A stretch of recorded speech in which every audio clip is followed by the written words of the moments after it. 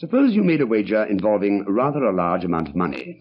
Suppose you could win that wager by meeting just two conditions. A, making up a brand new word. B, introducing it into general circulation within 24 hours. Could you win your bet?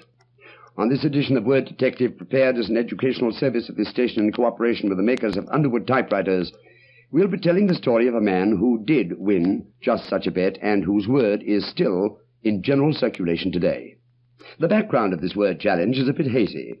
We don't know who issued it, why it was issued, or what stakes were involved. We do know the man who accepted the challenge and where and when and how the challenge was met. The bettor's name was Daly, his town was Dublin, and the time the 1780s. Mr. Daly's appointed task, creating a brand new word which would be known all over Dublin within a day. It was just after dusk when the enterprising Mr. Daly set off on his journey of word propagating. For the next 9 hours or so he devoted himself to weaving back and forth through the streets of Dublin in the pattern of a conscientious darner reinforcing the heel of a sock. There wasn't a landmark in the city that missed a visit from this Mr. Daly. A visit and a sign. 4 large capital letters spelling out in chalk his brand new word. By the time the sun rose over Dublin, Mr. Daly's word had been chalked on sidewalks, streets and buildings all over the city. All the places where busy Dubliners would be most likely to see it, and wonder about it, and talk about it. Talk, Mr. Daly firmly hoped, very much about it. I ask you now, what sort of a word is that? What's that word mean, anyhow? These were the reactions Mr. Daly hoped for, and these were the reactions Mr. Daly got.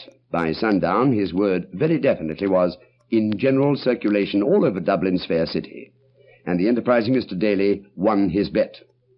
He underestimated himself, actually. By the terms of his wager, he needed only to introduce a word into general circulation in Dublin within the period of 24 hours. He did such a thorough job, and Dubliners are apparently such persuasive talkers, that the word spread far beyond Ireland and has lasted so far 180 years. I'll type it out for you right now on my Underwood typewriter.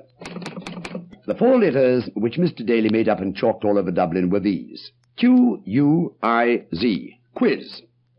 We define the word now as an informal examination, a sort of question bee.